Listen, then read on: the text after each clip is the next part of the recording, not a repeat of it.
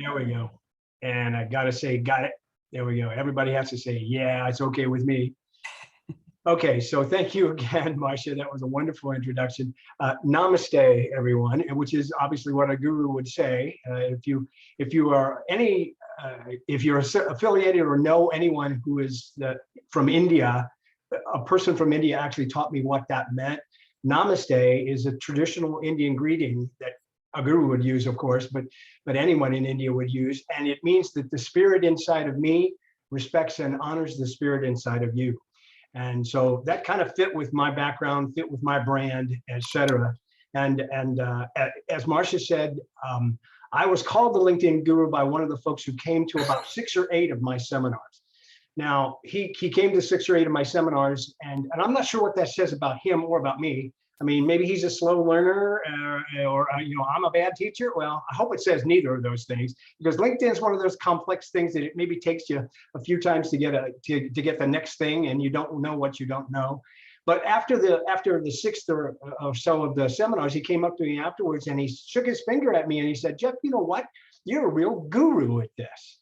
And I went, "Huh, guru? Yeah, I really kind of like that sound of that." So I started using it. And then I looked it up in the dictionary. And if you look up guru in the dictionary, you see the true meaning of the word guru, which is teacher, which is exactly what I've been a great deal of my life in one form or another.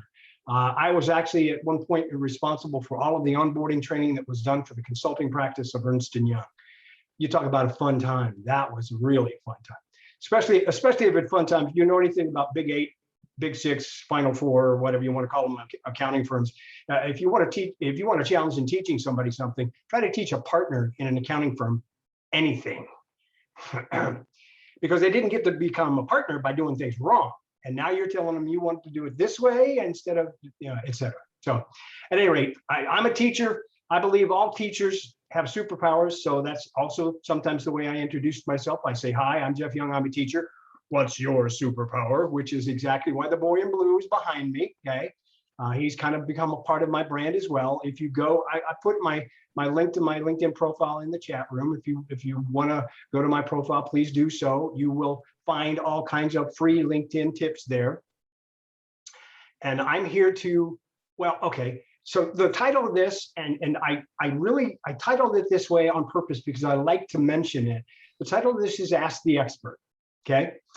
First of all, I got to say is that I don't think anybody who really knows LinkedIn really well or is any good at LinkedIn actually calls themselves an expert, because there is no such thing. I mean, LinkedIn changes so frequently, there is no such thing.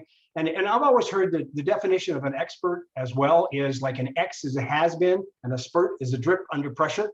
So don't call me expert. I do not wish to be an expert. Thank you very much. But I will be a guru. I will be a teacher. Okay. And as a teacher, I'm going to show you a few things. I'm going to ask for questions. I want you to give me as many questions as you can come up with.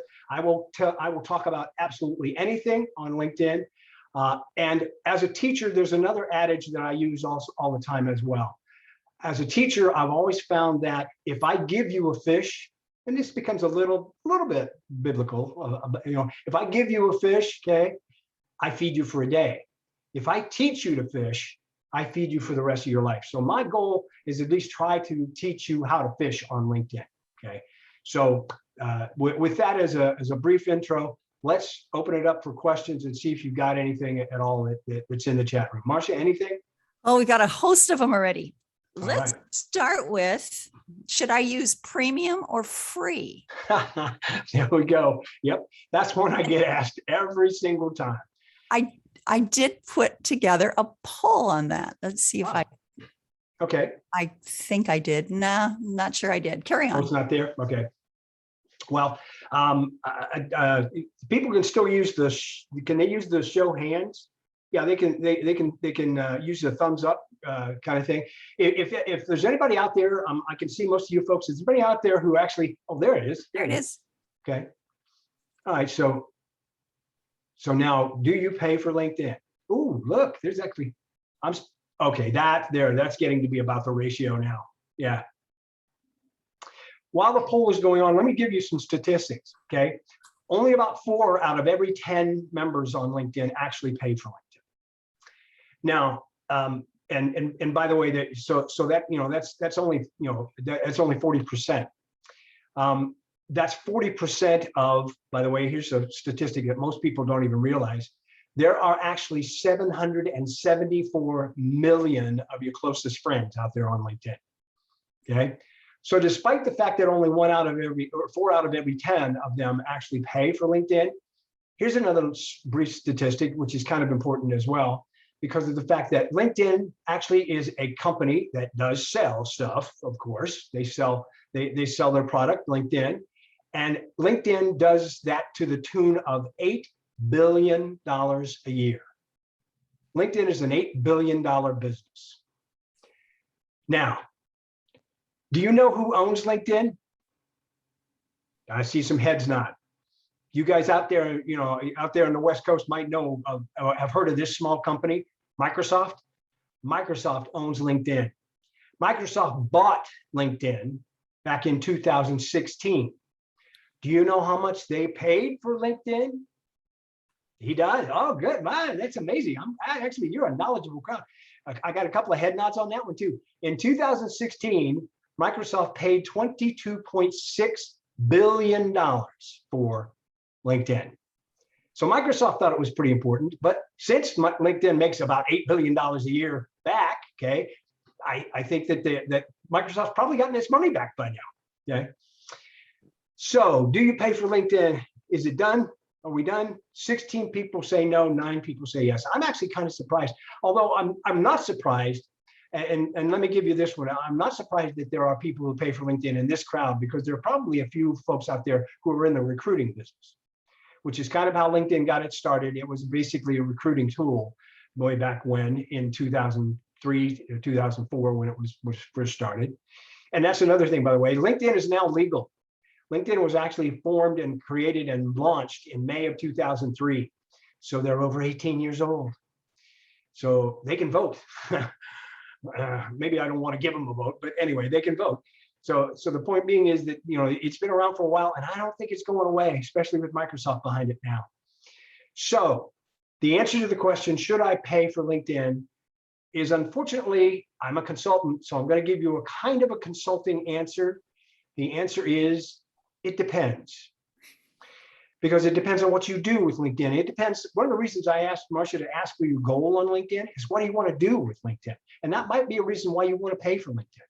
Because LinkedIn actually has 4 different paid packages.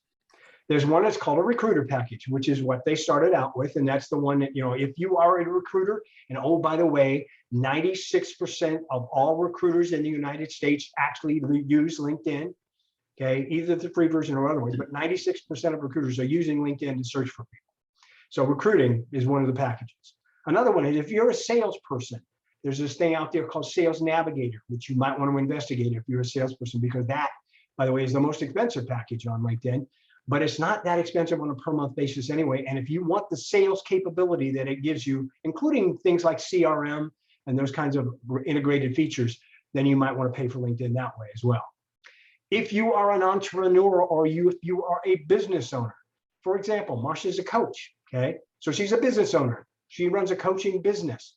She might want to consider paying for LinkedIn to have increased capability as a business to find clients, okay, and search for clients. Although, again, she and I had a conversation, and she's kind of like me. She's never paid for LinkedIn and doesn't really necessarily plan to, because she's always been able to find what she needs to find and use it the way that she needs to use it without paying for LinkedIn, okay?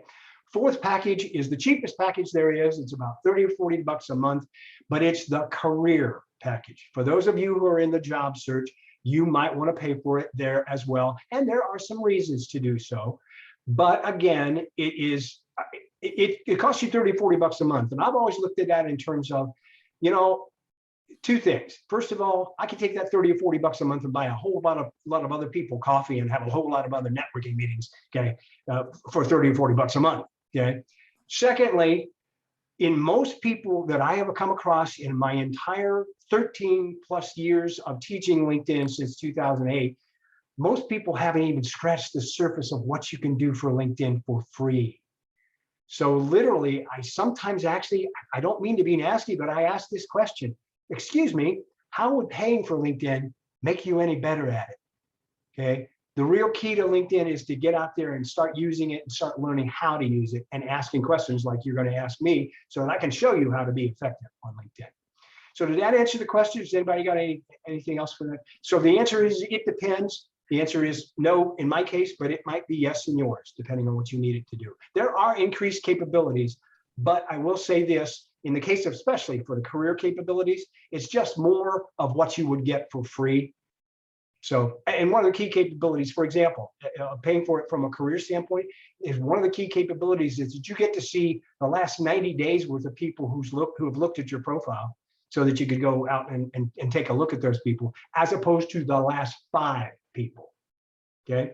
But here again, okay, if you're just getting started and you're just cranking things up on LinkedIn, if you only get 5 views a week, you only have to go out and look at that once a week to see who's looked at your profile anyway, right? Okay. So why pay? All right. Okay. Next question. Yep. How do I drive people eyeballs to my site, to either my profile or my website? Okay. The key is getting, and that's exactly the key to LinkedIn, is getting people to come to see you. Okay. And the way you do that is a couple of different things. Let me give it to you in terms of, let's call it, I have an approach to LinkedIn that I've used ever since I really first started teaching this thing. And it's what I call, well, and I mentioned this to some of the folks that we were talking just before this all started. You know, back in the day, back in the dark ages when I went to school, yes, I know I'm old, okay? But back in the dark ages when I went to school, there was this thing called the 3 R's. For some of you who are young enough probably won't even know what the 3 R's are. These R's are, they don't teach that in any school anymore, but reading, writing, and arithmetic for the 3 R's. And by the way, spelling wasn't important because they started every word with an R. I'm not sure what that was about, but anyway. Okay. Oh, and by the way, for a kid from, if you know anything about Ohio, okay, there's this place called Columbus, Ohio. For a kid from Circleville, Ohio, there was actually a 4th R. Reading, writing, arithmetic, and Route 23 north to The Ohio State University. Okay, so that was one that I actually didn't take, but that was what they kept telling me. All right, so now, instead of 3 R's, my approach to LinkedIn, I'm going to tell you in terms of 3 P's. Okay, the first P is profile. That's where it starts. You have to put stuff on your profile that will attract people. You have to put the right words on your profile so that people will find you in searches. Okay. So briefly, and I can get a lot more detail. If you want to know what the most important things to put on your profile is, raise your hand or something along those lines, because I'll go and I'll show you what those 5 most important things are that you fill out on your profile. Okay, I got a hand at least. All right, so I'll go there in just a second. All right. Second P is people. So first P is profile. That's your story. That's your web page, if you will, because a profile is just like a web page. It's out there 24/7, 365, available for anybody to see. The people aspect of the second P is connecting with people. You need to connect with the people you already know, and then you need to be able to connect with the people that you don't know but need to know. Okay, so and that will drive people to your profile. The more people you have, the more people will come to visit you, okay, on your profile and see what you've got going on. The third P, which is really, once you get this, again, and you kind of can iterate through this as many times as you want, okay? Profile, people. Third P is where the rubber meets the road, and that's called participate, okay? And by the way, that third P, participate, there's a reason why that third P is the only verb among the 3 of them. It denotes action. You gotta do something on LinkedIn. Please don't let it sit there. Honestly, I wasn't the guru my entire life. I've been on LinkedIn since May of 2004. And oh, by the way, I let it sit there for the first 3 years that I had it because I had a job and I didn't think I needed to do anything with it. It was a waste of space, okay? Your LinkedIn profile is not a field of dreams, folks. You build it and they will not come. It's not like that, okay? So from that perspective, again, do something on your profile. So profile, people, connect with people, do the right thing. And also, by the way, you need to participate. There are lots of different ways to participate on LinkedIn, including going out there in your homepage page, and it's called social media. So if you've ever been on Facebook, you know how to participate. Do the same thing. Well, no, not exactly the same thing. That's one thing that I want to make sure you understand as well. Okay. You know, LinkedIn is not Facebook for professionals. LinkedIn is a professional site that is where you are career oriented, not here's my kitty cat, fluffy oriented. Are we good with that? Okay. If you like kitty cats and fluffy, fine, stay off my LinkedIn, go over to Facebook, have a nice time. But if you want to talk business and you want to talk professional, then come on over here. Okay. Ready to share my screen so that I can show you what the 5 things briefly are that I want you to make sure you've got on your profile. Okay. Share screen time. Here we go. Share screen, tap the 2 buttons and share. Cool. All right. So I will, Marsha, I will be able to hear you, I assume. I can't see anybody right now. Yes. Okay. Do you mind if I share your profile? No, I don't. But I was just going to say, notice, folks, that he had over 1,000 views of his profile last week. Oh, well, this number here, the 1998. Yeah. Okay. That 1998, by the way, is the last 90 days. 90 days. 90 days. So you can do the math, divide 1998. It's about 20, 25 a week. Okay. Or 20, 25 a day, excuse me. Okay. So I'm going to share your profile just to give an illustration of one that's got good stuff on it, but but your profile can always be improved. Okay? Absolutely. And by the way, I've been on LinkedIn since May of 2004, and my profile still is not done. It's still not complete because there is no such thing as complete profile. Okay. Even though LinkedIn might call you an all-star, which is, by the way, one of the things it'll show you in your dashboard, you might be an all-star and have a rotten profile. It's possible because that's just filling in a few of the blanks. But the 5 most important things are in the order, and I'll name them real quickly, and then we'll talk briefly, very briefly about each one. This thing right here, your background banner, or sometimes called a background photo. That is extremely important because why? That is one of the first things that people's eyes are going to go to, okay, on your profile. And you need to impress them, and you need to have something better than, hang on, I will find one here very quickly, a bad case of the grays. There it is, just 3 gray colors and nothing more. That doesn't say anything. That's a nice smile. She's got a nice picture, but that's not helping. Okay. So that's another place where you can put your brand. Now, a difference in the way you've done it, Marsha, and it's a nice picture, but what it's got to do with you being a career transition coach, I'm really not sure. So my advice would be, if you're going to put that kind of picture out there, make it meaningful, make it a part of your brand by putting some words on it. And you can put words on it. And a tool that I will give you right now that will help you. If you're concerned about being able to do this and you're not graphically oriented, believe me, folks, I was an IT geek for most of my life. I'm about as left-brained as it gets. Okay. But I've been able to teach myself to use tools that I think are extremely important. And those tools are things like canva.com. Because on canva.com, you're going to go out there and you're actually going to be able to scroll through here and you're going to be able to find a LinkedIn banner template. Okay. And that's how I created mine. This is how I created mine. There's my LinkedIn banner template that I created inside of Canva. Okay. Everybody see that? Help me, Marsha, make sure that you're seeing it so that everybody else is. Yep. All right, great. Thank you. All right, so now let's go back to Marsha's. The second most important thing, actually the most important thing on your profile, and then again, these are all important. You should never not do any of these things, is this one right here, your picture. This is exactly what people's eye go directly to when they come to your profile, is your profile picture. So your profile picture should be professional. Your profile picture should not have a ghost hand on your shoulder because you cropped it out of a party picture that you took and you look slightly drunk. Not a good idea. Okay. Not a good idea. Okay? So, and as a matter of fact, as a rule of thumb, your profile picture should, your face, they don't call this a headshot or nothing.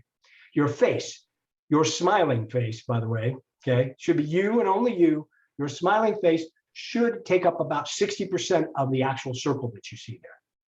Very good. This is exactly the way it should be. And by the way, when I click on a photo, it sometimes gets bigger depending on the size of the photo that you put up there. So this actually might have gotten bigger if you had used a slightly larger photo and it skinnies it down to the small size here.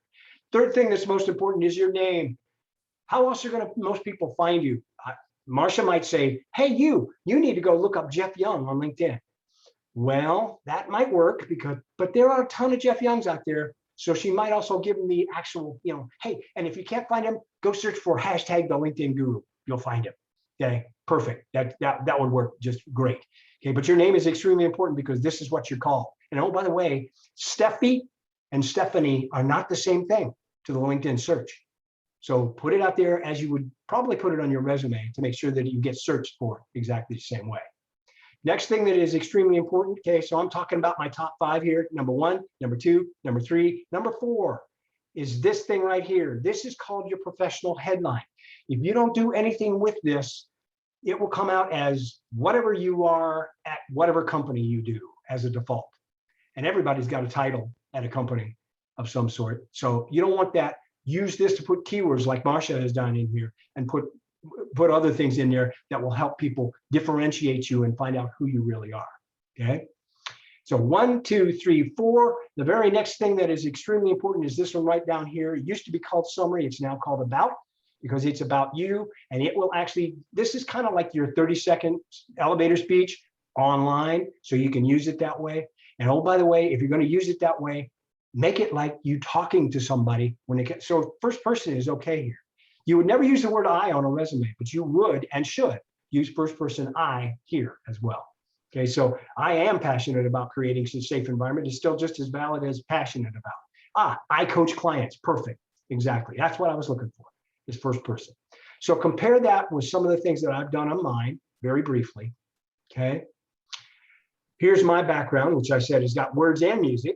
Okay. Here's my profile picture.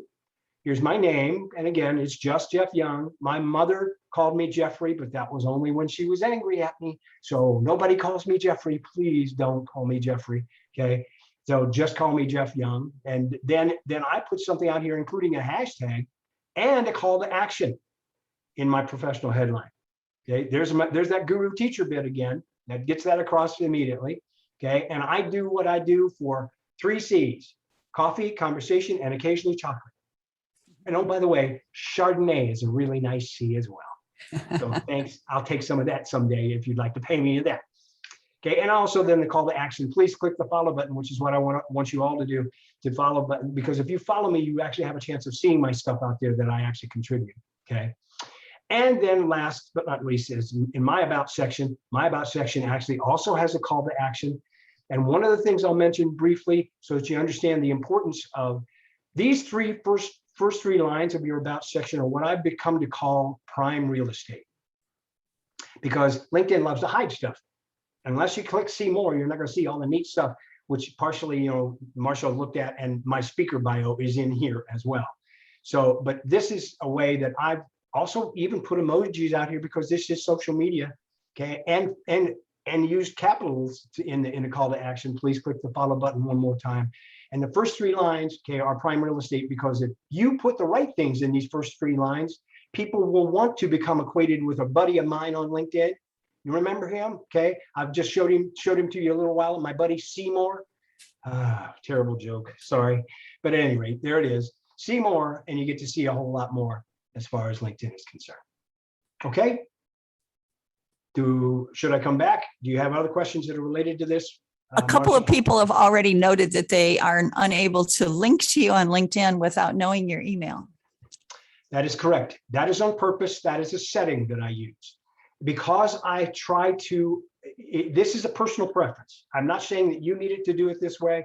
I just do it this way because I do so many seminars that I'd end up having thousands and thousands of connections. And I want to network with everybody. So I'd rather follow you first and then have a conversation maybe through my content or comments and those kind of things. And that would be better. So, and oh, by the way, if you look around long enough, okay, you might actually find my email somewhere out here. Hint, hint, wink, wink, nudge, nudge, say no more. Okay. Sorry, I was channeling Monty Python there for a second. So yes. That's possible as well. Next question. Okay. How should I prepare to pass the LinkedIn assessment test? Which assessment test are you talking about? The one that did I give you that assessment, Marcia? Is that the one you're talking about? There is, LinkedIn now offers an assessment to show that you are competent at LinkedIn. Are you sure? Where do you, well, okay, so let me make sure I'm understanding this. LinkedIn offers skills tests, skills assessments, Maybe that's what they're referring to. Whoever asked me that question, do you want to put more detail in the chat? which is actually, which is actually down here about your skills. Okay, if you go down to your skills section, then you can take a skill. Most of these take a skills quiz. Most of those are very technical skills, so you prepare for them by being technical about whatever subject it is that you're taking. But there is an assessment that I thought about giving you, and I don't know if I actually did. Okay, that I have, that is from a friend of mine, and I think it's important. This is one of the ways that I'll teach you to fish on LinkedIn. Okay, so bear with me for just a second while they're answering that follow-up question. If you go to my profile and scroll down to what's called my featured section, and by the way, I'm going to go back and give some praise to Marcia here as well. Marcia has actually created a featured section, and it's great because she's got handouts here. That this is in Google Docs. See this? If I wanted to get access to this thing, all I'd have to do is click on it. It brings it up, and I can go file print, and I can get it from Marcia. It's there. It's free. It's great. Okay. I've got some of the same kinds of things. And what I wanted to show you is that one in particular that is on my profile. So go to my profile. Follow the bouncing instructor here, folks. Okay. Go to my profiles, scroll down to the featured section. Okay. Click see all or click to the right, because I want you to go to the fifth one in this case right now. And here's something that is done by a teacher who actually teaches LinkedIn at the University of Toronto, a very, very close friend of mine, even though I've never actually met her face to face. Okay, that's one of the beauties of LinkedIn as well. And this is an assessment that will assess how you're doing on LinkedIn, including most things on your profile. So if you click on this, you can actually then download this thing. Okay, if you actually click here and then go up to the upper right-hand corner, there's a download button, okay, which will then allow you to actually download it. Okay, so it's scanning it, and then it will bring up the download button as soon as it scans it. Okay, so you can download this. Yeah, I'm going to cancel that, and then you can take Shelley's assessment, which is 120 yes or no questions. Beginning with what I talked about very first thing as far as your profile is concerned. Do you have a customized background photo connecting you to industry, business interests? Does your tagline, that's your professional headline, outline your unique value proposition? Yes or no? If you answer yes, you're good. If you answer no, you should consider making a change, okay, on LinkedIn to your profile or wherever it talks about there. Does that make sense? Great. Okay. All right. And somebody asked, how do I get a follow button like yours?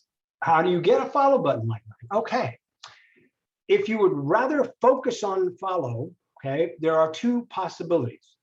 If you're a creator of content, if you are regularly and consistently putting out content, putting out posts on LinkedIn, the way that you can start and create a follow button in addition to a whole bunch of other things is click this thing, which will show up on your profile in your dashboard as creator mode off.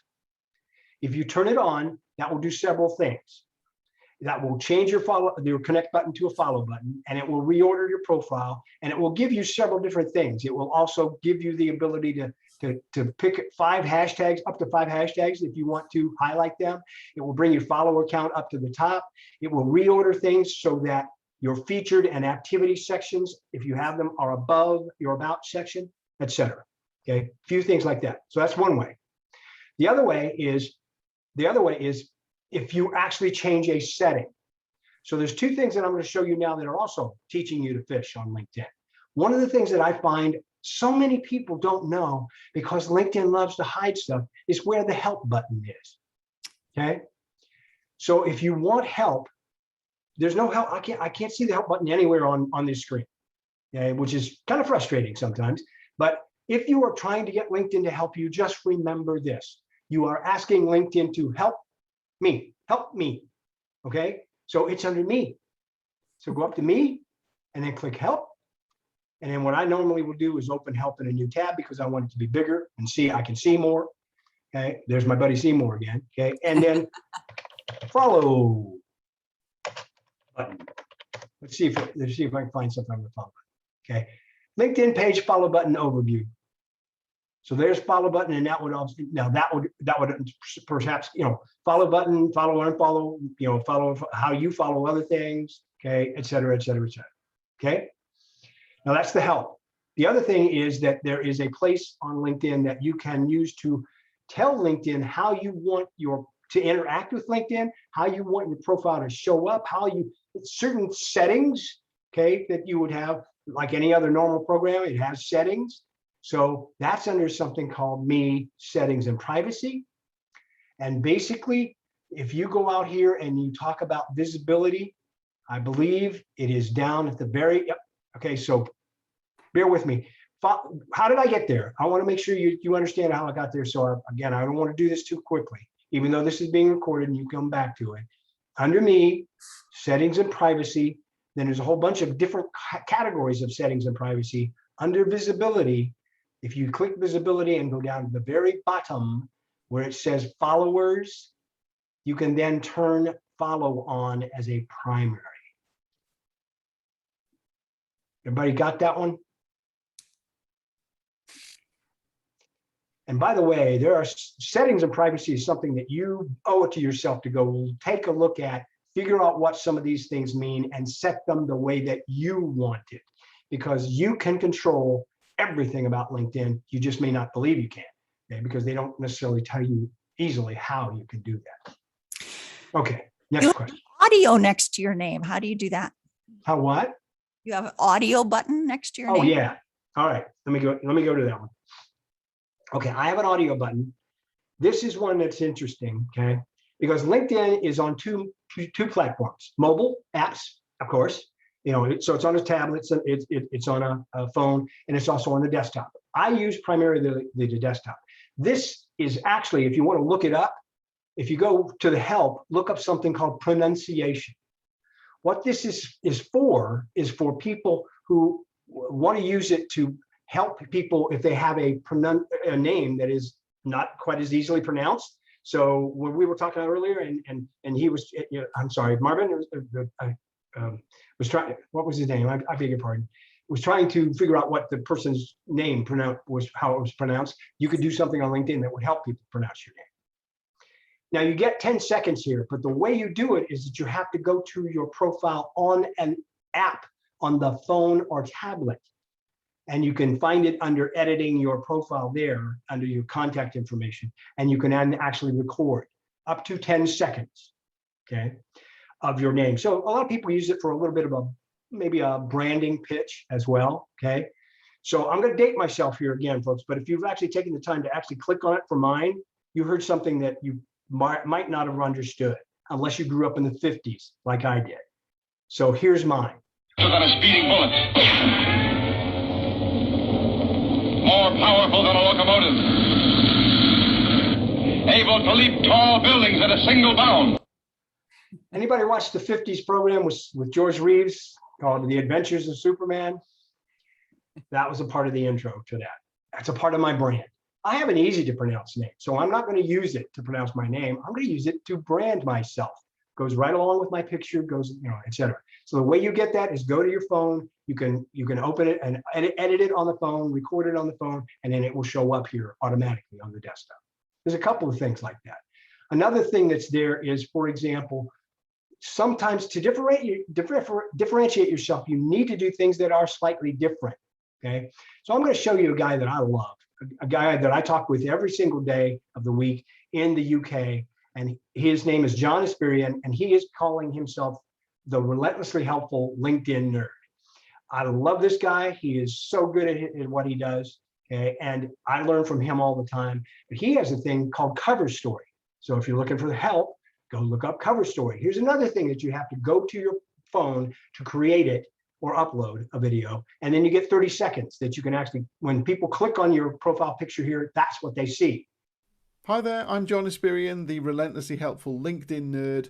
I write content that goes on B2B websites. I help clients to improve their LinkedIn presence by rewriting their profile and giving them content strategy so that they can be noticed, remembered, and preferred. I wrote the book Content DNA, and I'm currently writing another book called Relentless.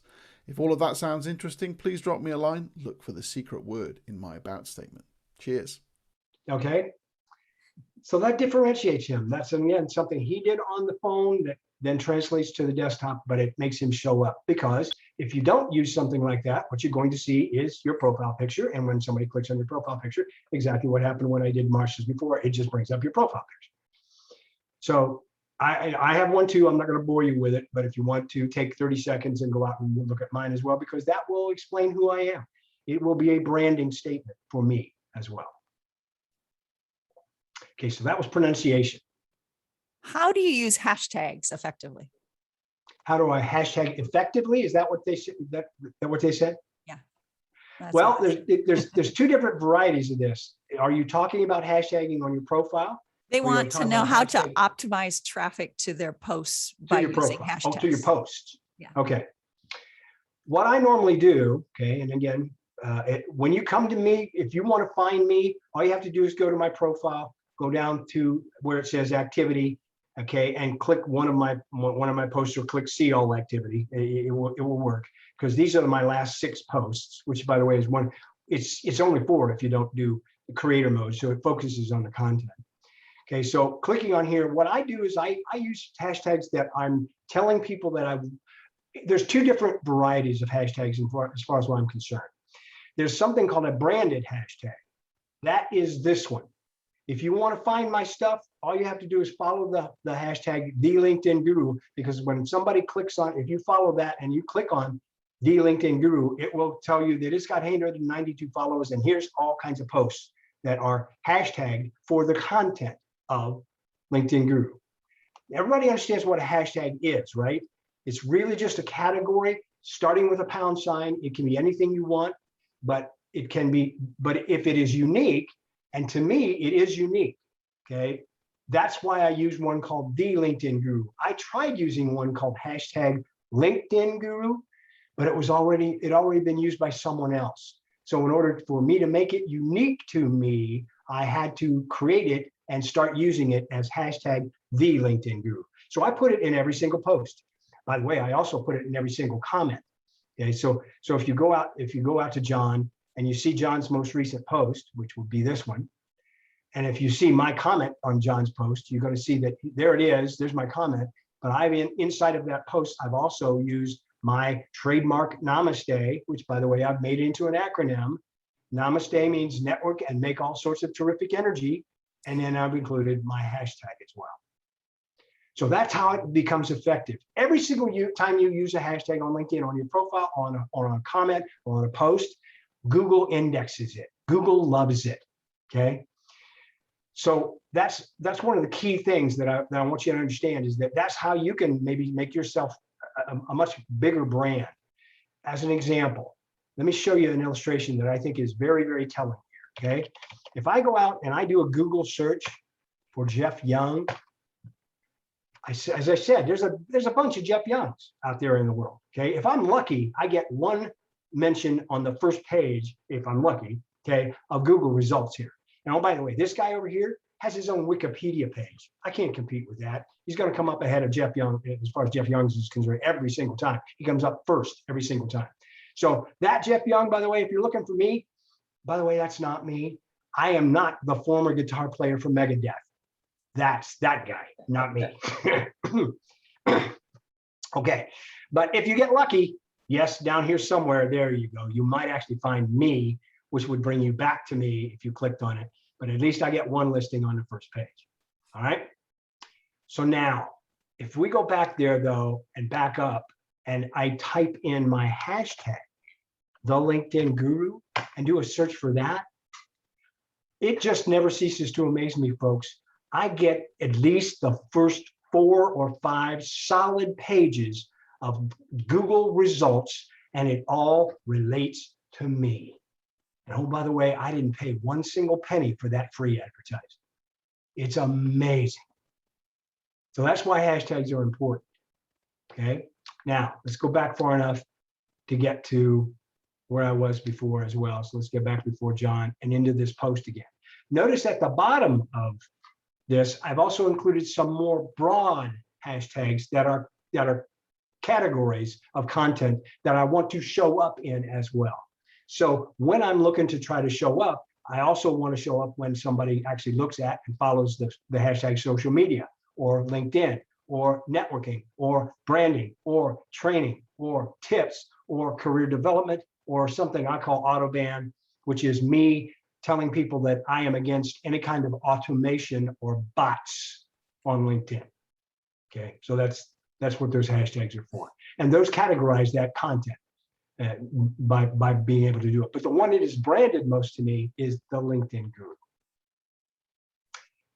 One small piece of things about a hashtag, you may notice this as you see multiple words in a hashtag. See the fact that I've capitalized the T, the L, the I, which is normally capitalized when you write LinkedIn, and the G for guru. Marcia, do you know what that's called? You ever heard about that? Capitalizing the first of every real word in a hashtag is called camel case. Camel case, humps. Okay, that's why they call it camel case. What that does is, first of all, it makes it very much easier for anyone to read and understand that it means the LinkedIn Guru as opposed to gobbledygook that's all meshed together. The other thing that it does is be very inclusive to people who have to actually use screen readers, because the screen readers can actually understand the words if it's not all one lowercase word as well. So that's why that's an important process or best practice to use for hashtags as well. Okay. Back to creator mode, there are clearly some things change. So when would it be a benefit to use creator mode, and when would it be a disadvantage to use creator mode? Okay, some people are not very fond of creator mode because of what it does to their profile. It moves their about section way down. A lot of people who have been around and creating content on LinkedIn for a while have not turned on creator mode yet because they are waiting to get what I would call a critical mass of followers, because creator mode is really aimed at followers. It's not necessarily about your first degree networks, but it's about anybody else who follows your profile. So the advantage is turning it on once you've reached maybe 1,000 or 2,000 followers. So if you already have 1,000 or 2,000 connections, you can go for it, and there really wouldn't be any detriment other than the reorder. You don't get to do anything with the reorder. You can't choose. Back in the day, and I've been around LinkedIn so long that it was really a great feature of LinkedIn, is that you could actually take every single different section of your profile and reorder it by clicking and dragging it where you wanted it. You can't do that anymore, but it reorders it yourself. So it focuses on, if you want to focus on content, that's the thing you probably should do. If you're not focusing on content, then you won't appreciate the fact that it puts these, and by the way, LinkedIn's always improving things. One of my suggestions to LinkedIn, by the way, was that because of this, the fact that it allows me to highlight my hashtags up here, one of my suggestions to LinkedIn was, hey guys, wouldn't it be really nice if they were clickable, like all the rest of the places that hashtags show up? Okay, and of course, that was the one I got back. The response that was, thank you for your input. We'll pass it along to our product development team. And if enough people say that, then maybe we'll actually make the change. Or maybe not, but at any rate. The point being is that, I've got no pull with LinkedIn, which is fine with me because I don't work for LinkedIn or I'm not associated with LinkedIn. But it might be detrimental if you do that without enough followers. Okay, but again, if your goal on LinkedIn is to focus on content and increase your number of followers, then I would do that, because if I turn creator mode off, my follow button becomes a connect button again. Okay, and they're linked, which, by the way, was another thing that I sent as a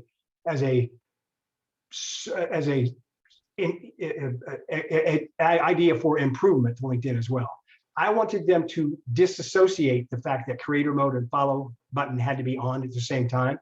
I wanted to be able to do creator mode, but change it to connect button if I wanted to focus on getting connections instead of followers. Again, it all depends on your goal on LinkedIn. And again, I think if LinkedIn would do it right, they would be as flexible as possible.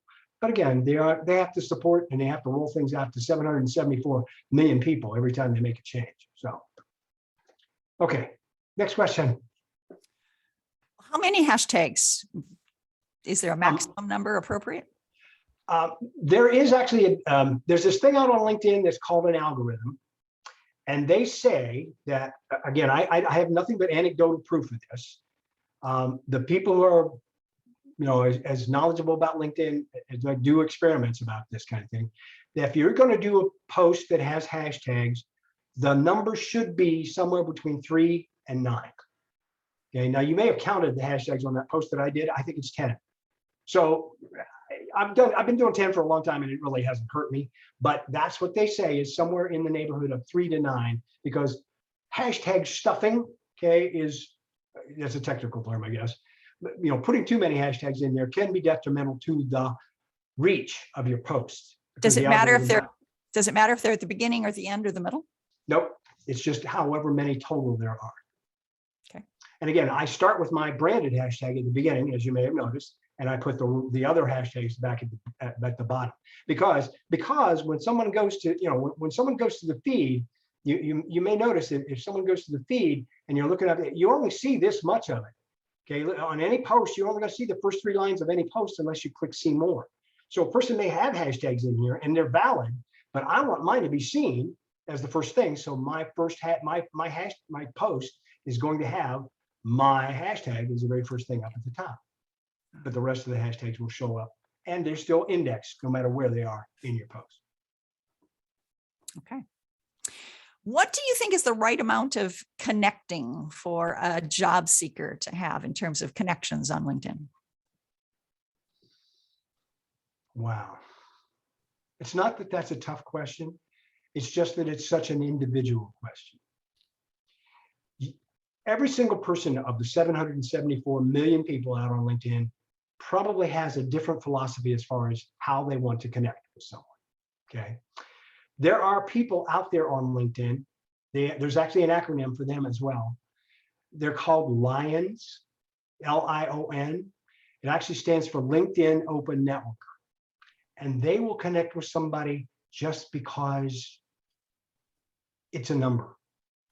They're really looking for numbers as far as and more is better, but 30,000 people, how can you network with 30,000 people? Okay, so I don't go there. Okay, me personally, I got to follow first. I'd like to follow. I'd like to actually, have had a conversation with you before we connect, but that's just me.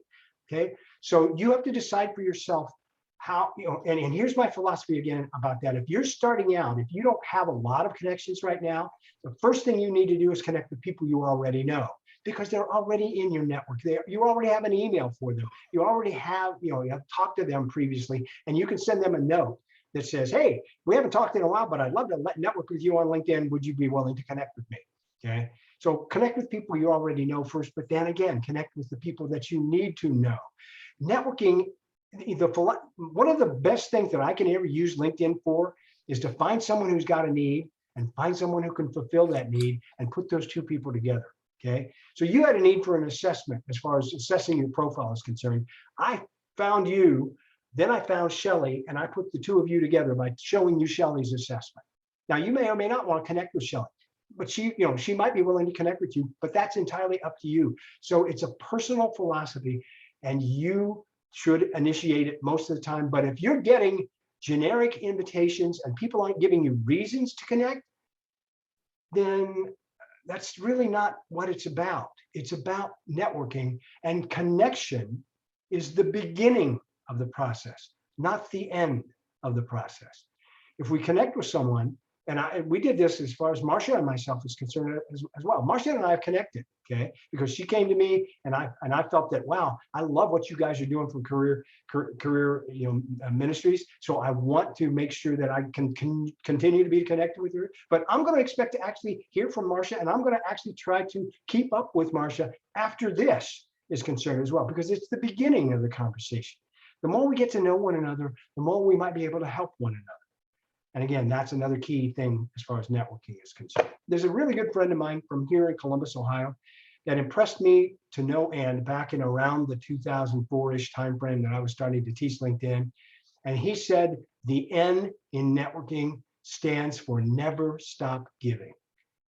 And that really resonated with me, and I've been using it that way ever since.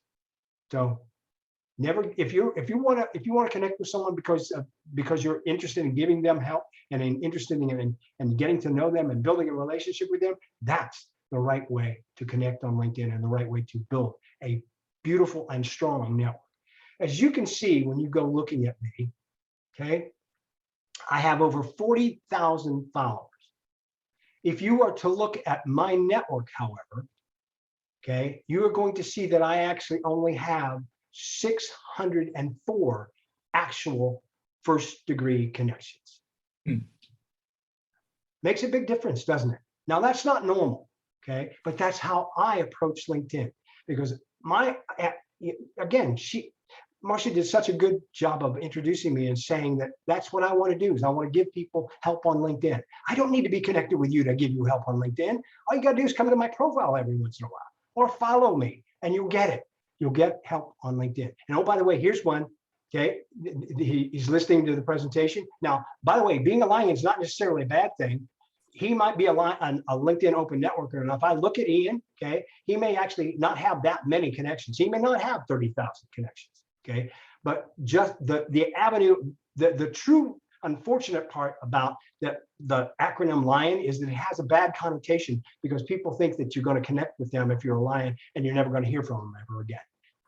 That is in my, in my estimation as well. But he sent me something, and I will look at that later, because I want to take a time to look at Ian's profile and figure out if there is actually a way that we can help one another, and we'll go from there. So thank you for the invitation. Next question. Should I put my email or my phone number on my LinkedIn profile? Great question.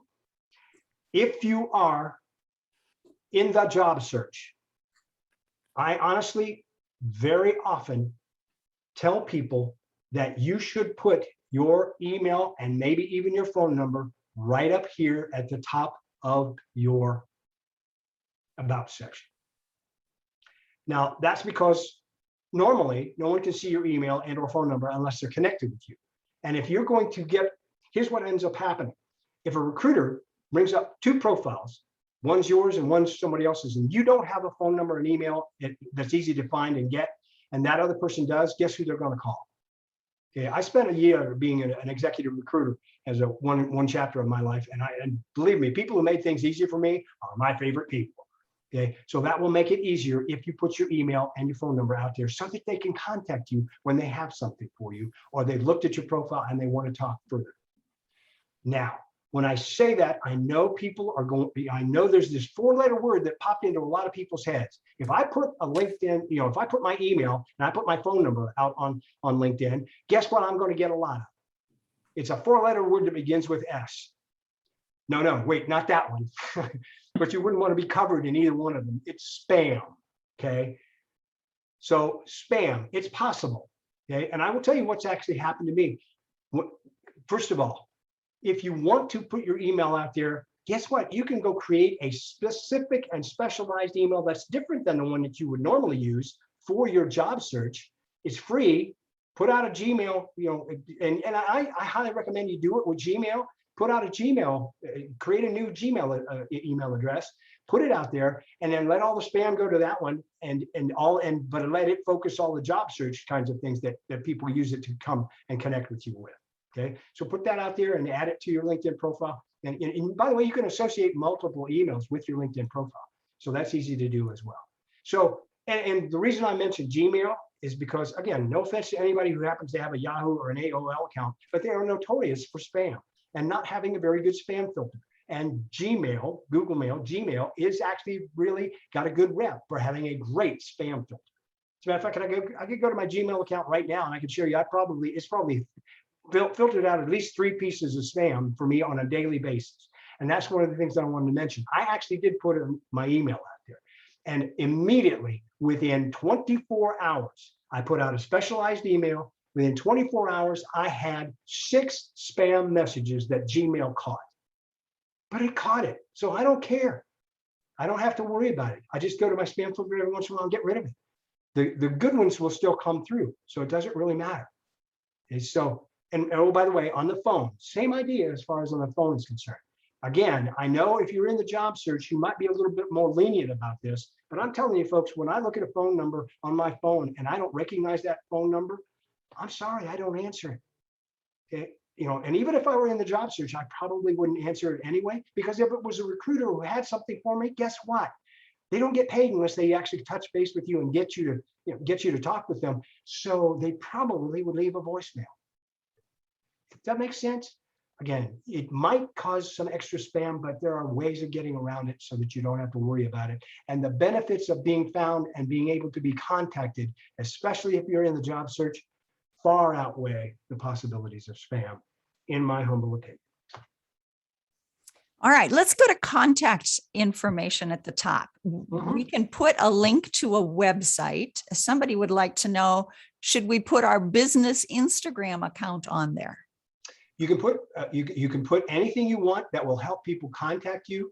I'm gonna go look at yours because you and I are connected, so I'll be able to see more as far as yours is concerned. You may not have used, yes, you have utilized it. That's great. This is great. Okay.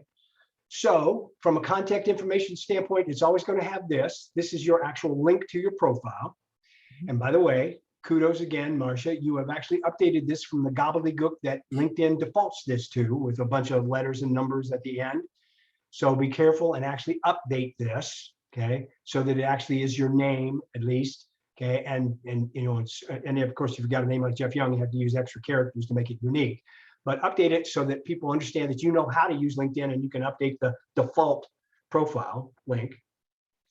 Putting your websites out here is great because that allows people who find this to go grab stuff from your blog or from Career Actions or, you know, ministry or your personal website. So if you got a personal website, that would be great.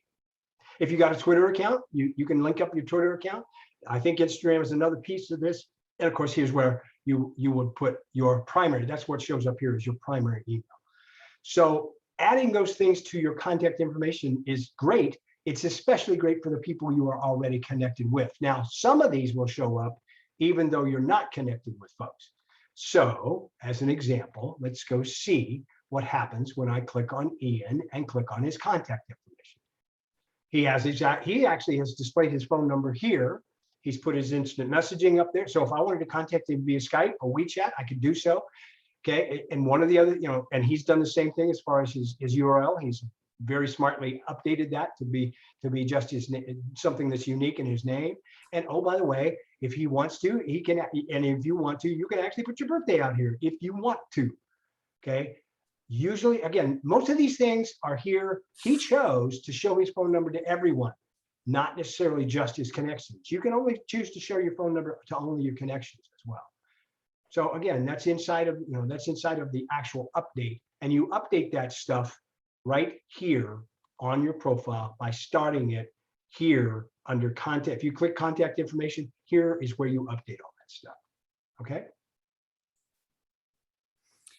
All right. Somebody wants to know, they've done some of the training videos on LinkedIn professional development videos on LinkedIn Learning. On LinkedIn Learning, and they don't want them listed on their LinkedIn profile.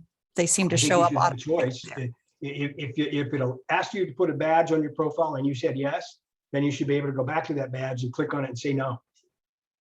Right. So it's literally, and I've not done any of that, but it shows, it usually shows down here again under the learning that you've done and under your skills and that kind of thing. So you can have that on your profile. And by the way, since someone's mentioned LinkedIn Learning, you might actually want to try LinkedIn for free for a month and take as many learning courses as you can get under your belt. Okay. But again, that's down here's where that badge would show up. So you should be able to, there's nothing that's not, everything is reversible. If you took, you know, if you took an option and then want to do it again, you should be able to go back to that option and turn it off. So you might want to look it up and help as well in terms of, you know, the learning and how you display it or don't display it on your profile. Because I don't have anything that I can illustrate on mine.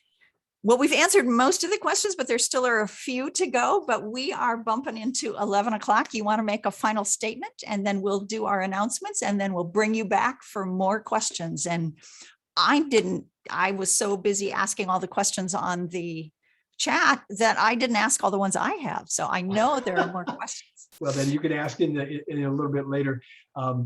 First of all, thank you. That's not a final statement, but I'll thank you again as well for the opportunity to teach. I think one of the things that I want to make sure people understand about LinkedIn is that it can be a little frustrating. Sometimes it can seem a little complex, but I mentioned this to Marcia the other day when we talked. I sometimes illustrate LinkedIn by saying, you know what? LinkedIn is that invisible elephant over there in the corner, okay? And LinkedIn is a lot like an invisible elephant. You can't see it. You can't get your arms around all of it at the same time, okay?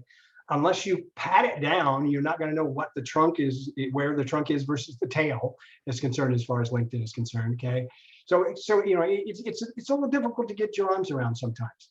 But the analogy that I use all the time is the right approach to LinkedIn is the same approach that you use to eating an elephant. One bite at a time.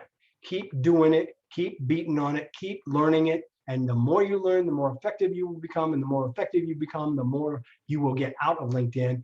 And finally, my last statement is you get out of LinkedIn what you put into LinkedIn. So, and I can be proof of that for 13 solid years. I get a lot more back out of LinkedIn than I ever actually end up putting into LinkedIn, because I get to do what I get to do with you guys. And that's the most fun I could ever have in the world. Okay. Namaste. Awesome. Thank you so very much. Oh my gosh. Oh my gosh, there's claps. Oh, I got a sitting ovation. Right. Yeah, yes, you did. Thank you. That was fabulous. Thank you. All right, let's do our announcements and then let's go back to questions of Jeff. Jeff, let's start with content this time. How helpful is it, and what kind of things should we be posting or commenting on? What difference does that make? Talk about posting. The easiest, okay, so posting and commenting are two different things. Yes. Okay. So posting is you're creating content, you're putting something out there. I'm gonna hold on to that one and talk a little bit more about if you actually go out to the feed and make comments. Okay. I think that's where the real rubber meets the road on LinkedIn, because you can't be posting something every minute of every single day, because nobody would pay any attention. Okay. So what you can do is you can go out and you can interact with your network and you can make comments and those kind of things. And I think that's the most engaging thing you can do. You can comment on stuff that's from your network, or maybe even more importantly, you can comment on stuff that's from people who are not in your network. And the point is that the engagement of that will actually get you seen. And the more you do from that perspective, the more you will actually be in, top of mind for anybody. And I have started so many conversations that way. I mean, in terms of, I've gotten connections from people that I talk to now on at least almost a daily basis in Australia or the United Kingdom or Scotland or wherever, or right across the street. But it doesn't make any difference in terms of the way you're using LinkedIn. If you are engaging, and now the point being is that there's a proper way to comment as well. First of all, it's not that you have to agree with everything everybody says, but what you should do is add value, add your own experience. And oh, by the by, if you're not sure, ask a question. Wow, what a great way to engage somebody else is if you ask a question, you might actually get the answer to it. Okay, so that a part of that process, and first of all, going out there and interacting will help you get, again, top of mind, will help you generate. And that's kind of, the more you do that, the more you get back from LinkedIn. Because one of the things that is great about commenting and reacting to your feed, okay, is the fact that there's this thing out there called an algorithm, okay? I actually sometimes call it my Uncle Al, okay? My Uncle Al's full name is Algorithm, okay? Sorry, another bad joke. But the point is, Uncle Al's a crazy son of a gun, okay? I mean, and you got to teach him what you really want, okay? And so Uncle Al can be your pal, okay? Boy, that's a very Cincinnati, Ohio. Oh, so I see somebody actually shaking their head. They actually know who Uncle Al from Cincinnati is, okay? Uncle Al, the kitty's pal, okay? But Al can be your pal if you tell him what you want, okay? So the way you tell him what you want is you go out there and react to a post. Click like, click, support, click one of the, the reactions buttons, okay? But it's even better if you actually comment on something, okay? So like is good, but comment is a whole lot better, okay? So from that perspective, and when you comment, I got to tell you folks, if you comment and you say something like, nice post, or cool, or or the Autobot response, hi. I know it's a bot. If I see the word hi, it's got to be an automated piece of junk software every single time. Okay, that's useless. I mean, you might as well just click the like button and gone off. Okay, so really, literally, the people who know how this thing works tell me that you must at least add 5 words to a comment for it to be meaningful as far as the algorithm is concerned. You have to add whatever it takes to the comment in order for it to be meaningful to the conversation. Okay, so add value to the conversation. All right. So that's key. That's important. That's why in many instances to support people like John Espirian, you saw I took you to his post that was recent just a little while ago, and I commented on his post because that starts the conversation. John is from Wales. Okay. And John and I talk daily. Okay, and sometimes we talk like this. Could be Zoom. Okay, could be. And as a matter of fact, LinkedIn's got a brand new feature that they call LinkedIn Meetings, which is not Zoom, which is not Microsoft Teams, which is not Blue Jeans, which it's inside of LinkedIn, and you can in one-on-one. If you want to do a one-on-one really quick video meeting, you can click a button that is a camera icon on the messaging section. Okay, inside of your messaging section with that person, and you can start an instant meeting. Okay, that would be a video meeting. So it's great from that perspective as well. But that's what comments on the feed might actually start is DMs, okay?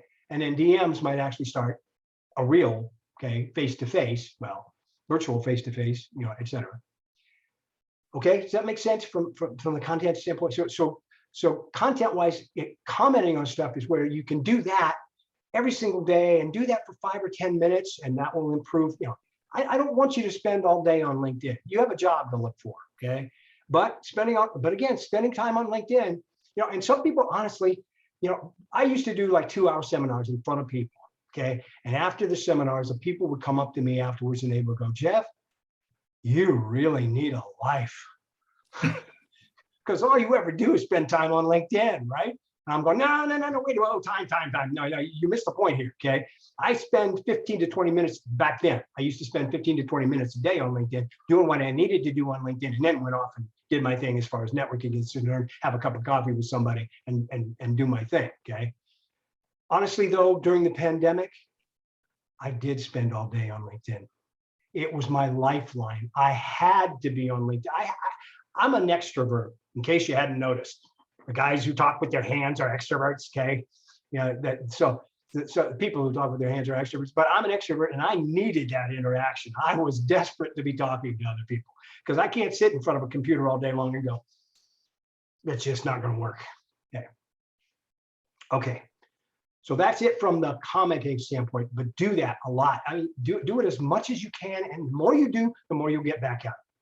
Now, from the actual content and posting content standpoint, I want to show you an article that I did. So I'm going to share my screen again. Okay. Ding, ding, and share. All right. You'll find these things. And this is another thing, by the way, that if you want to, you can come to my profile and you can subscribe to if you'd like to. You don't have to. Go to my profile, scroll down to where it says see all activity, click see all activity, and then click, these are different kinds of posts. So you can do posts that are, well, there's a whole bunch of different, I could spend an entire day talking about how you post. But what I want to show you is under articles, okay? If you go to articles and scroll down quite a bit, it will be quite a bit, but I'm going to scroll down until I find the one. Look for King Kong, okay? As you scroll down far enough, you'll find King Kong, and this is a newsletter, actually. So if you actually open this thing, you can actually subscribe to my newsletter, okay?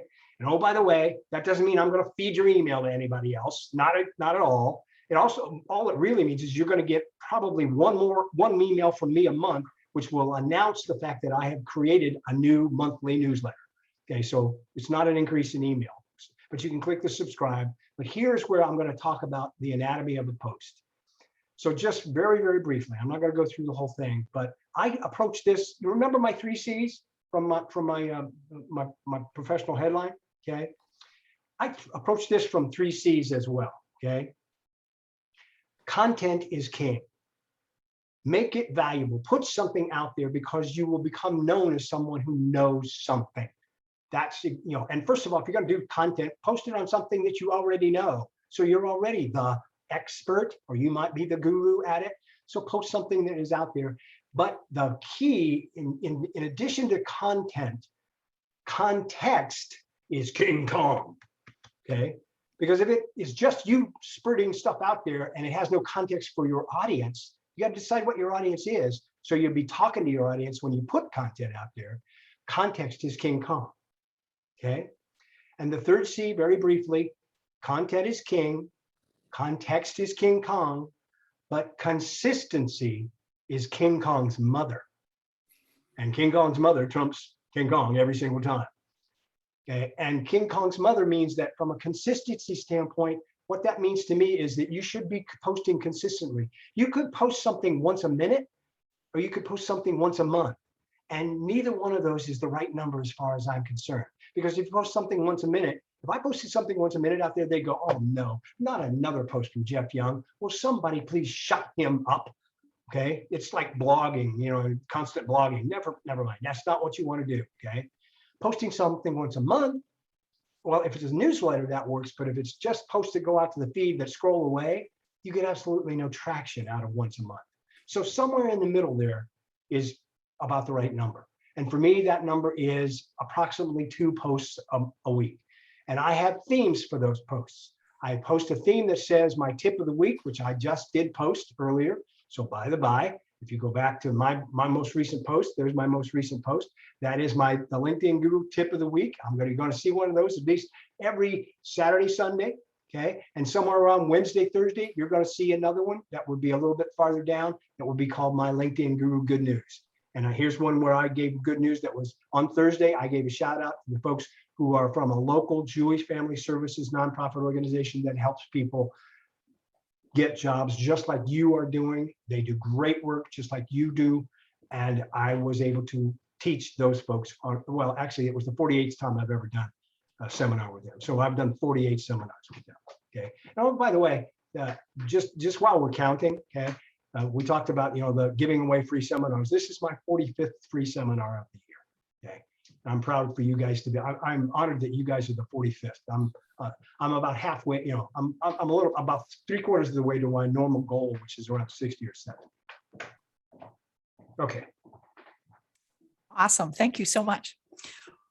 LinkedIn's always changing. What's new on LinkedIn? What's new? I showed you some of them. Cover story. The cover story was new. The pronunciation was fairly new. Creator mode is fairly new.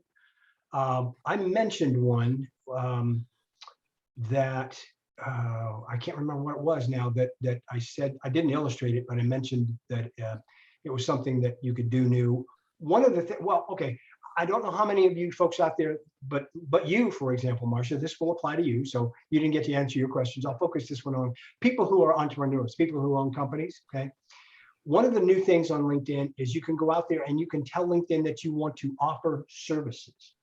And you can highlight what those services are.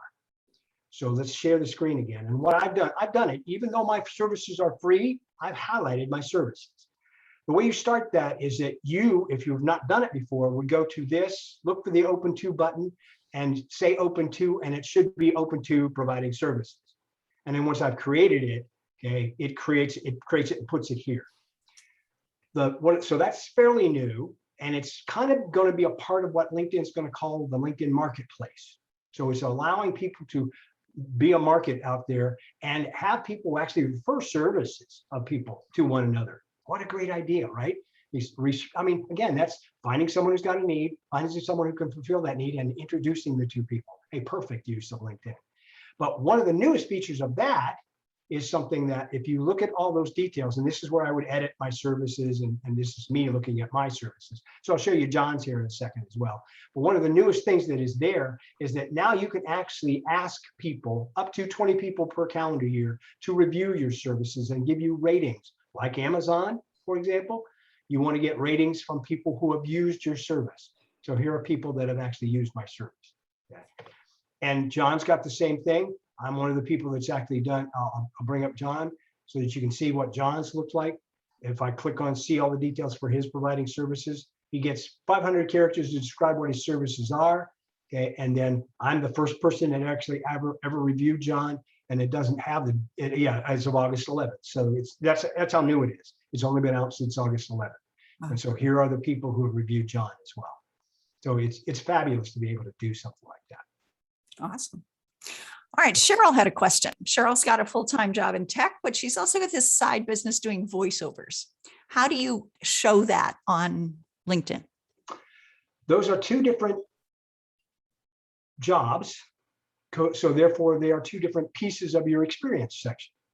Okay. You can then highlight them and say whatever it is that you want to do about them. And oh, by the way, if they are both current jobs, that's one of the things that is unique about LinkedIn. It's one of the few places that you can actually reorder things. So if you have two current jobs, you can actually put one of them above the other. You get to choose. Okay. So that's how, let me share it for you. So actually I have lots of current jobs. Okay. If you will. Well, okay. I mean, I've got maybe 3 or 4 current jobs. If you go to my profile, you'll see that's there. Okay. On my profile, when you scroll down to my activity section, and since I'm editing it, okay, here's my first job. It's not even a real company. Okay. I'm the LinkedIn guru. Okay. That's my first company, my experience. So I did describe what I do there. Okay. And then these are sub roles underneath that very same company. So you could put that way if you wanted to too. If it's associated with that company, that would be good. But if you want to create it as a separate company, I'm a volunteer speaker for this organization as well. Okay. And again, this is what then would allow me to reorder things. If I wanted to put ability professional above my other job, I could do so. Or if I wanted to take what I do for Jewish Family Services and put it above volunteer, that's all I had to do. Literally click and drag this little icon that Google and LinkedIn calls a hamburger. Okay, and it's because Google has a food fetish. I don't know, maybe not, but anyway, it seems like they do. They call stuff like that. They call this thing up in the upper right-hand corner waffle. Yeah, looks like a waffle to me. But anyway, the point being is that hamburger is what they use to allow you to reorder stuff, and you click and drag it and reorder it, and I put it back in the order it was what is there. Now, by the way, Marcia, this also applies to you and anyone else who is an entrepreneur and wants to create a company on LinkedIn. You have a company that you call Marcia Davis Coaching, right? Mm-hmm. Okay. Well, it is not a real company on LinkedIn. Now, it's a real company. Don't get me wrong. I'm not saying that you don't have a real company. My LinkedIn Guru is not a real company. Okay. But even my LinkedIn Guru has a logo because I created a company on LinkedIn. And it's free. You can go out there and create a company page for yourself. So in order to do that, you might want to, and that's the reason why is that it shows up better, because when you got a real company, it shows up with a logo. So you could actually create a company, and anyone else who wants to can create a company. But it's another one of those things that LinkedIn loves to hide. The way you actually start the process of creating a company is you go to, surprisingly enough, the work icon. Click on the work icon and scroll down to the very bottom of where it says there and click on create a company page.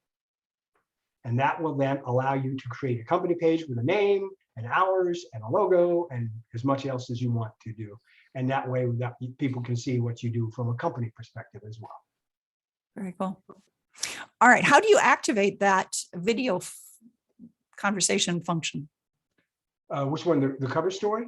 The one that's within LinkedIn. Oh, okay. Let me show you. Where the alternative to Zoom. Yeah, exactly. Is it limited to how many people can be on? This one's really new, so it may not have rolled out to everybody. But the way you'll find it is if you go to your message section. Okay, so I've got several messages here. I'm going to click on messaging. Okay, and if I want to start this with a person, so here, actually I can't do that here. I can only start it on a one-on-one basis right now. So let me go to John as if I was going to start the conversation with John. So if I click on and I've got this message thread. This is LinkedIn's messaging. It's basically just kind of like a phone text messaging back and forth. Okay, and I talked to John, as you can see, just very briefly before I actually started, this call. Okay, if I want to start that, what you'll look for, if I wanted to start a meeting with John that is not a Zoom meeting or et cetera, it's a LinkedIn meeting, look for the camera icon up at the top to the right of his name, click it, and you get a chance to start either an instant meeting or schedule a meeting for later. that's why it's kind of meant to be a part of the conversation where you're having a text conversation, but then you want to take it to the next level, which is basically a meeting conversation. And then you could also select a different provider down here if you want to, which means you could do Zoom, or you could do Microsoft Teams, or you could do Blue Jeans, etc. But this is great because sending an instant meeting thing, and I'd have to, I'm not going to do it because it would have to put it in the thread. Okay, sending an instant meeting thing just puts a link out there that both of you can go to, and you're up, and looks just like Skype. Wow, I wonder why. It looks just like Skype, and it's, you know, it's very minimal capability. Doesn't have the capability to record, doesn't have the capability to share your screen, not yet anyway. Okay, but it's a way of starting it, and that's where you would, for any individual that you want to do that with. You can't do it with a group of people. Okay, just one-on-one? Not yet. Say again? It's just for one-on-one. That's correct. Right now, it's just for one-on-one. Never say never as far as LinkedIn is concerned, because next week it could be for, you know, well, as far as that's concerned, next week it could disappear. That's happened, but I doubt that this one will. Okay. So Becky asked, for more mature workers with lots of different skills, what's the best way to target several different types of jobs? Well, that's a very good question. Honestly, Becky, in my humble opinion, you shouldn't. Now, by that, I mean, in order for you to get what you want, you have to decide what you want to be when you grow up. No, I'm sorry, that sounds facetious. I don't mean it to be. But the point is that if you are using a shotgun approach and you don't focus on something, okay, that you've really decided that you want to do, you won't get any of it. So it's really much better on your LinkedIn profile to focus it. You can mention other stuff, but if you focus stuff correctly, okay, then you have a better chance of actually getting something for it. Now, if you're really looking to be a generalist, okay, well then fine, say you're a generalist and that's what your focus is, okay? But you've got to be able to describe it. And that's also where your focus is. If you can't describe it, nobody can help you find it. So that's where your profile comes in. Describe exactly what it is that you're looking for, okay? And again, you know, I describe several different things on mine because but they're all kind of related to speaking, but I have 4, you know, current jobs, okay? But they all kind of relate to the same kind of thing. And they all kind of relate to my one thing of being what I want to be when I grow up, right now at least, and have been for the last 13 years, the LinkedIn guru. So I quit it again. I'm not trying to be facetious, but it's very difficult for people to figure you out unless you help them figure you out. And the more you can focus, the more you will do that. And I'm always, people who know me well also know that I'm a big movie buff, and I'm always going and quoting movie lines and those kinds of things. Okay, so anyone who might be familiar with a fun movie out there that's been out there for ages called The Karate Kid. Okay. Ralph Macchio and Mr. Miyagi, the Oriental who taught him how to do karate. His point was, okay, and what I'm telling you to do here is what he told Daniel, okay, was you must focus, Daniel-san, okay? And I believe you must focus as well in order to get what you want out of LinkedIn. So to go back to Cheryl's question with the tech job and the side business, is it distracting for tech work to have the side business? Is it distracting for the side business to have the tech work? Not necessarily. Again, as long as there's no problem with your main business of having a side business, and I don't use the word side hustle, by the way, I don't really like that term. Okay, but if you've got a side business, again, I've got multiple businesses. I do stuff for multiple areas. Okay, so as long as you explain it well, and as long as you can explain to people how they might be able to help you, or how you might be able to maybe more importantly help them, there's nothing wrong with having the multiple jobs out there. Right. Because it is really, it's you as a professional. You as a professional do multiple things. Yes. Okay. And again, if you've got a side business, if you've got a side, business that I see people out there all the time that they actually have three different businesses that they're running at the same time. Yeah. More power to them. I can't even run one on my own because I'm not an entrepreneurial type. I know better than that. Somebody asked a question about events at LinkedIn. Events? Events. Yep, events are great. Events are something that you can actually search for. Events are something that you can that you can create. Okay, and you can actually, I believe, I'm not sure where it is underneath here. You can at least try to search for events. Okay, I think event. Let me think about this. I think events might be when you start a post. One of them might be an event. I think that's it. So I click start a post, and under create a post, here are all the different kinds of posts. You can do a photo post, a video post, document post, that you're hiring post if you actually have a company that can do that, and on the occasion, or maybe that's Kudo. But again, I think that's where the event will end up being created. I'm not exactly sure because I don't create a lot of them, but I do attend a lot. And the way you can, I think it's really great because from a networking perspective and a job seeker perspective, you might be interested in finding something that might be related. Let's just use something that is a topic here. Okay, something like graphic design. Okay, and if I type in graphic design up here as a search, it will actually, okay, it says graphic design and jobs, graphic design and search, graphic design and people, graphic design. Well, okay, it's not showing me groups, but if I click all, it's not showing me events, but if I click see all results, what it will do is bring up people, first of all, but then one of the filters is events. So I can actually click on events and it will start showing me events that I might be interested in participating in, okay, which I can share, or or I can click on and attend, okay, that are related directly to, there's 51 results out here that are related directly to graphic design. So that's a great feature because LinkedIn is now, you notice how you notice how that worked. Okay, I can actually filter that as far as graphic design by people, services, companies, jobs, groups, posts, courses, schools, events. Okay, so any one of those focuses I want, I can click on that and bring up that as a search so that I can actually find something. Awesome. Talk about groups and how to use groups effectively. Well, is your group listed on your profile? Groups are great because groups are actually one of the really key features of groups is that they're little communities of affinity. Okay, so on topics, they're related to topics. I can't find it up here, but if I go down to the bottom and I look at interests underneath, Marcia. Oh, I could put the groups there. And if I click groups here, it will be there, I hope, if it's an open group. And there it is. Is that it? No, that's not it. That's it. Yeah, that's it. Okay. So if I, so go, here's why I might go to do that if it was someone I might not be connected with, for example. If I see a group that they're into, this is one of the groups that they're a member of. You're a member of quite a few groups. Okay. So if they're a member of a group, I might want to actually click on that group, go to this group and request to join this group, because once I do join this group, I can then actually have a DM, direct message conversation with that person through the group without being connected with them. Yes. Okay. So that's really where that can come into play and be very, very, and the groups are great because they're about a particular topic. They're about a particular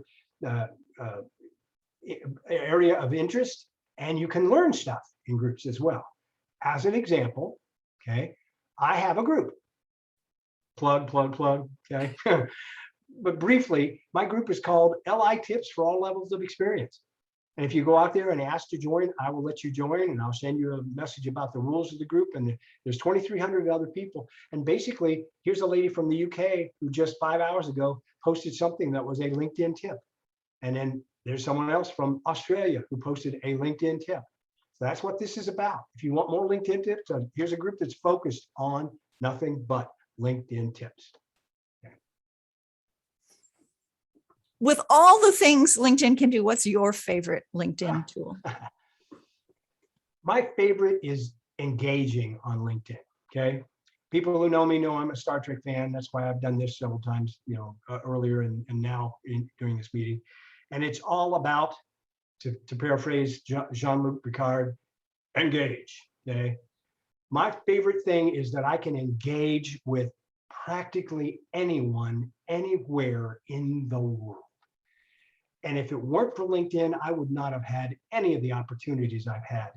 I mentioned this to Marcia a couple of days ago, about the beginning of June or so. Because of what I do on LinkedIn and because I've engaged with a lot of other people, I got an opportunity to actually do one of these kinds of seminars to over 600 people in Israel. It just blows me away. Okay. And one of the coolest parts about this is that there are so many neat people on LinkedIn. Anybody know who I'm talking about when I say the book Go Giver? Very popular book. Yep, I got a Carolyn's going, yep, Bob Berg. And I'm sorry, I can never remember the other guy's name. I apologize. I apologize every time, but Bob Berg, okay, he wrote the book Go Giver. If it wasn't for LinkedIn, I would not be connected right now today with an internationally known author of Go Giver, Bob Berg. Now, I'm not trying to brag here. I'm just telling you that Bob Berg has the same philosophy as I do.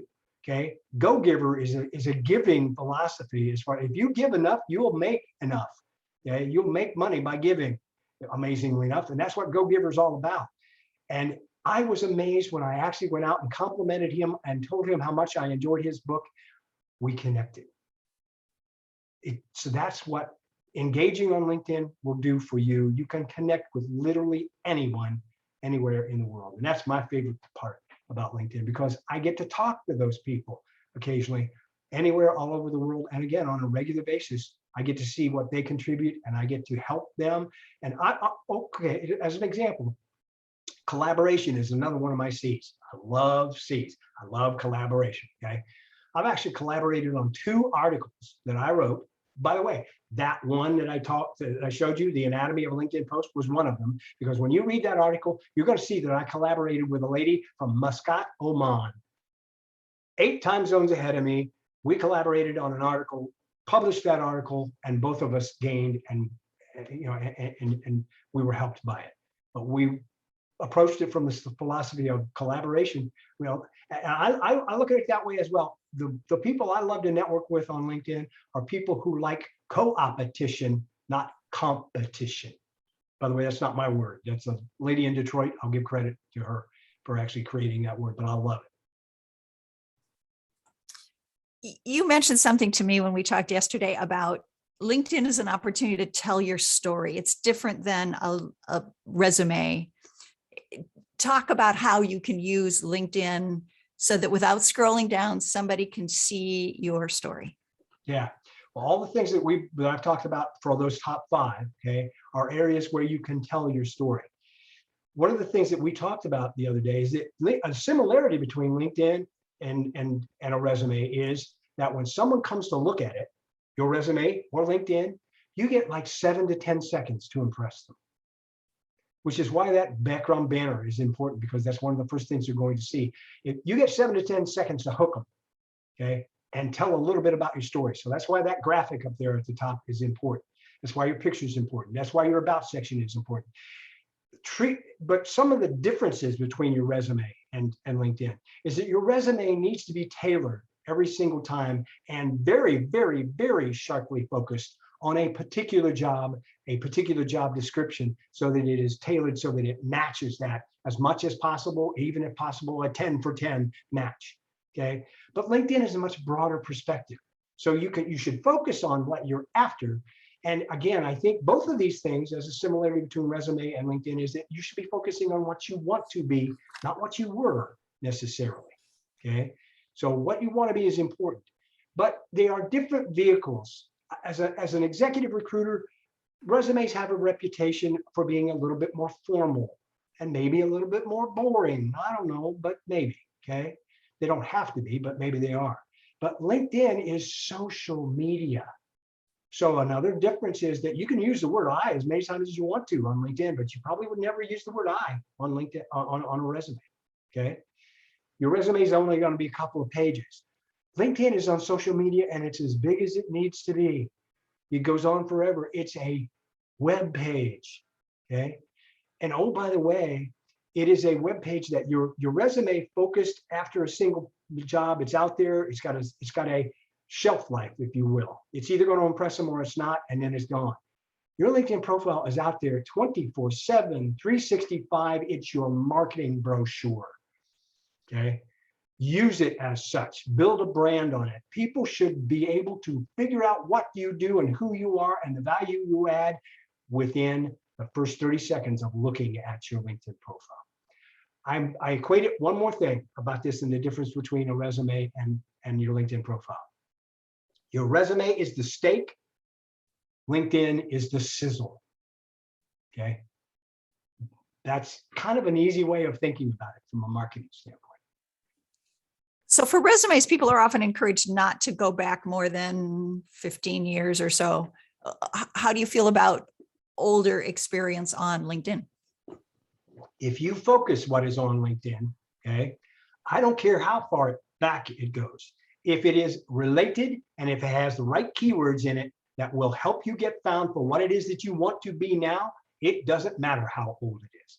Because what's going to happen is that those search engines are going to find it with the right number of keywords and the right search criteria. So it's good to have those kind of things on your LinkedIn profile if they are helpful to what you want to be going forward. If not, a rule of thumb again I use, if it's going to help me for what I'm looking for, it's on LinkedIn, period. I don't care how old it is. If it's not, I don't put it on there. Now again, it's just there are similarities there as well. If you've got gaps in what you show on LinkedIn, as well as the gaps that might show on a resume, okay, you have to be careful. And guess what? The nice part about LinkedIn is it's a conversation. So you can actually put something in the gap and say why you have the gap. You can explain that question before the recruiter or the person who's the hiring manager actually asks you, how come you got 6 years off here? Okay, well, I took 6 years off to have a kid. Thank you very much. Okay, that happens. Okay. So or I took 6 years off to own my own business. Not a bad thing necessarily, but again, so again, from that perspective, I put it on there if it's going to help me find but you got to decide what that is first. The mechanics are easy. Just add it, click the right buttons to put the right words out there. It's deciding and determining what you want to be that's the tough part. That's where coaches like you come in, Marcia. I would need help with that if I were going to a new career. How would you teach people to test whether they have enough of the right keywords in to be found on LinkedIn? Okay, we got time for this. I can show you. Here's a little trick that you can do. Again, I'm glad we're recording this one because this one you can come back to. Okay, I want to share my screen. Here's a way, for example, that I can show you that will help you from that perspective. I'm going to share my screen. Go to my profile. All right. So now, this way, if you know how browsers work, you know that you can actually search for things on a page. But the problem with LinkedIn in this mode is that LinkedIn condenses everything. Like I said, the about section, only 3 lines. Each of these experience sections, only a few lines, et cetera. Okay.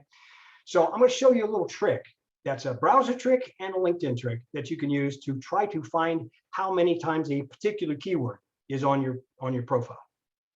So what you do is go to your profile, go up to the upper right-hand corner and click Edit Public Profile and URL. Once you click that, what you're getting here is an expanded version of your profile.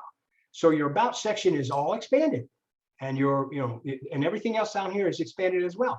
So it's a much broader perspective, and what that allows you to do is a browser trick. If you're on a PC, and by the way, you can't do anything like this on any kind of mobile device, okay? So if you're on a PC, hold down the Control key and press F. If you're on a Mac, hold down the Command key and press F. What that does is open up this little window that you now should be able to see up at the upper right-hand corner. Control F or Command F on the browsers are a shortcut key to say find on the page. So what I'm going to do here is I'm going to find the word trainer. So if I look for the word trainer, and that's a keyword for me, now that I've typed the word trainer in, notice in the box, it says, here's the first instance down here where it's actually highlighted in orange. Can you guys see that? Highlighted in orange, it's the first instance of trainer out of 30 of them. So trainer, I'm going to get found by using the word trainer a lot. because I got it on my profile 30 times. Okay. If I wanted to make sure that I want to be known as the LinkedIn guru, okay, or maybe as a volunteer, volunteering is very important to me. The word volunteer is actually on my profile 53 times. I have a friend of mine who's a project manager, and he's been a project manager since dirt was invented, long time, okay? He actually has the phrase project manager on his profile 60 different times, which, by the way, helps him get found as a project manager because he's a contract project manager many, many times. The thing that is keep in mind here, though, is that these keywords are important from the standpoint of how many times they're on your profile, because volunteering is here, volunteering is down here, volunteering is down here. See it? It shows me, well, while I use the up and down arrows, every single place it's used.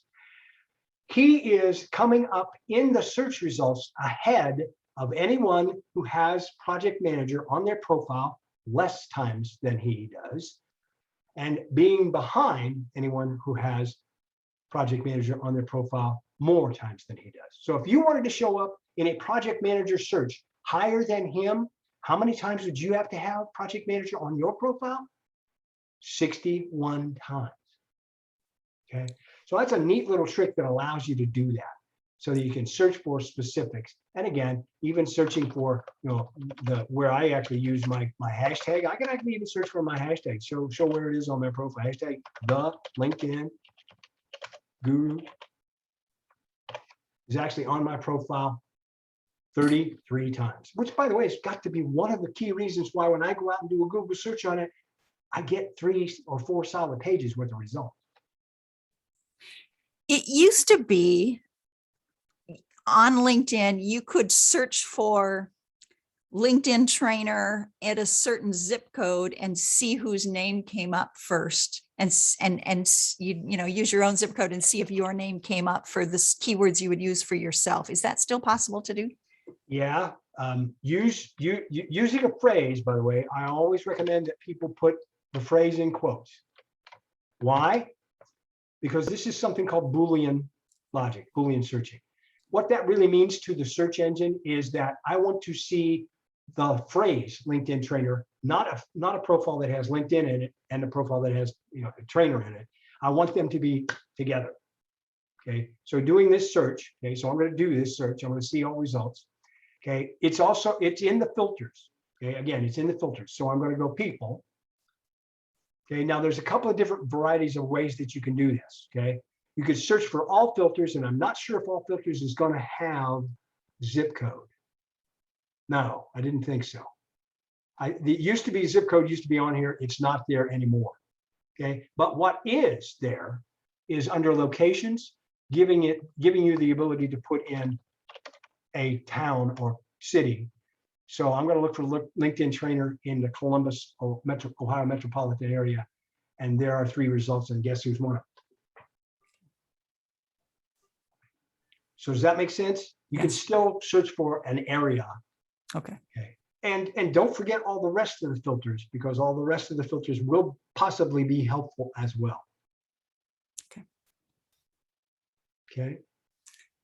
All right, we are coming to a close. Is there a final statement you would like to make to everybody? Other than thank you, no. Again, as you can see, I kind of like LinkedIn. I'm very passionate about LinkedIn. People call me crazy, but it's true. It's just such a great tool. Okay, but I got to tell you that, as my dear departed mother would say, okay, a fool with a tool is still a fool. So please do me the favor of learning how to use LinkedIn, because you will be effective if you do. I guarantee it. Namaste. Thank you. Thank you so much. Wonderful having you. Thank you.